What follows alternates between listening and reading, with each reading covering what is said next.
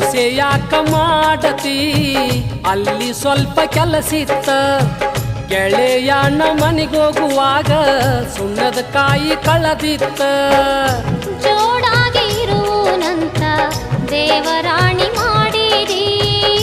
ಕೆಟ್ಟಾಗ ಸೈತೋ ಮಣಕ ಬಿಟ್ಟ ಹಾದಿ ನೀ ಹಿಡದಿ ಶಟಗೊಂಡಿ ಏನ ಗೆಳತಿ ನನ್ನ ಮಾರಿ ನೋಡಕ ಬರವಲ್ಲಿ ಕಲಕೊಂಡಿ ಕೆಟ್ಟ ಚಾಳಿ ನೀ ಹಕ್ಕ ತಿನ್ನುದ ಬಿಡವಲ್ಲಿ ಯಾರೇನ ಚುಚ್ಚ